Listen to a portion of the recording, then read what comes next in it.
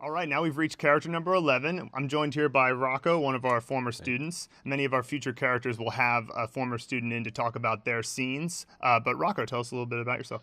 Yeah, I'm from New England, and I've been in Chengdu for 3 years. I took the course about a year ago. Yeah, right? I think it was about a year ago. Yeah, and it was really like empowering, I guess, because Chinese was really hard to get into on my own, and this system unlocked the door, right? Yeah. It's like once you unlock characters, the rest of it gets a lot easier. So glad to hear that. So let's go ahead and do the next character, shén.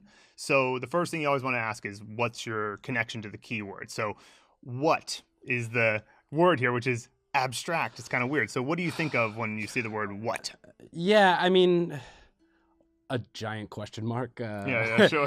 One of the things that really stands out is there's a meme that's floating around, as all memes do, and it's Jackie Chan just kind of he's doing that. Yeah. And so that's it. That's my connection. That really makes sense because facial expression is going to be almost definitely what you need for this, because with a keyword like what, it's very abstract, but it's also incredibly common, right? So you need something that aligns with that. What's the facial expression people have when they're either indignant or they really are confused and that type of thing. So there's different possibilities. For example, when I was a kid, if you said something cool to one of your friends, they might go, "What?" Right? So like that would be a different slight emotion about it, but at the same time, the expression matters a lot. So with that in mind, let's go ahead and bring in our set. What is your EN set? All right, so for EN, that's my high school, which was Greenwich High School, and I focused on the EN. Perfect. Right? Yeah. So that's good. What's your high school like? What is your biggest memory of your high school? Man, I don't know. The football team. I mean, the football team. That was our thing. Football was what everybody focused on.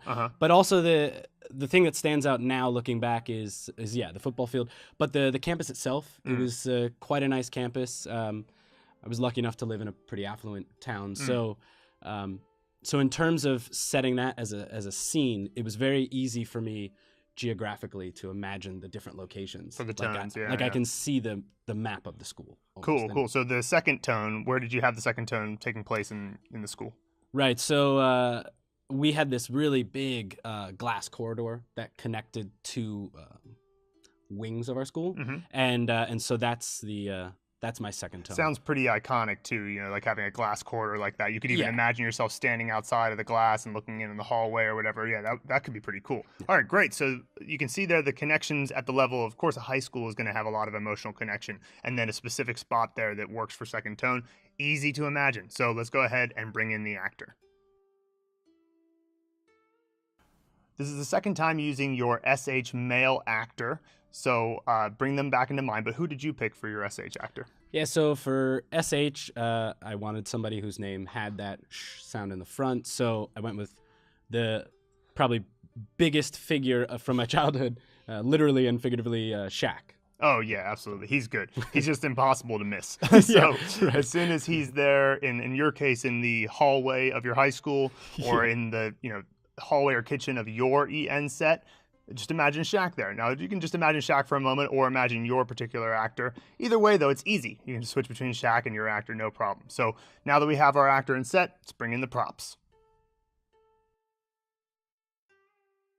Once again, both of these props have been used before already. So I'm curious, Rocco, what did you pick to represent the person prop on the left side? Yeah, the person, I think the guideline that you had given when we took the class was, it should be like a man's man, that kind of a thing. Sort of badass guy. Yeah, and so in one hand, I was thinking of these badass like kung fu karate guys. Sure. But also the way that character is written is almost like I imagine a kung fu master with their hands behind their back. Oh yeah. And so for me, I went with Donnie Yen. Oh, okay. I don't think I've seen Donnie Yen before. Donnie Yen, he was in the Star Wars movie Rogue One. Okay. He played Yip Man in a series of movies. Bruce Lee's master. So nice. I figured like Bruce Lee's master, right? Oh yeah, there you go. Perfect. Yeah, if he's Bruce Lee's master, then it's Pretty high up. Okay, great. So that's a great choice for person. Now, how about the representation of shi? Yeah, so going all the way back to the first time I used that, it took on the meaning of syringe. So that's what I kept it as. Is so we've got Donnie Yen. Now, how do you imagine the syringe in your mind's eye? Usually, well, it kind of changes. Sometimes it's a big, giant, almost comical type of a thing. Like for gun, when it's drawing the water out of the ground in one of the previous scenes, it's sort of this giant. Yeah. More like a makes pump. Sense, right? But but in this scene in particular, it takes on more of a literal surgical. Syringe. Yeah, and I think that's completely reasonable to do with props. Like sometimes, as long as it's clearly the same thing, you can have it be bigger or smaller. And if it's smaller, you might want to just have the camera angle up closer to it so you see it more clearly. It's two ways to make it bigger and make it clear in your mind. All right, great. So we have everything together. Let's go ahead and shoot the scene. Okay, Rocco, hit us with your scene. So there's the glass corridor of my high school, and I can see windows on both sides, long hallway, and here comes Donnie Yen walking down the hall, hands behind his back, just the way the character looks. He sees Shaquille O'Neal laying on the ground, and immediately is like, what? Yeah. Shaq in my school? Like, it's just, yeah.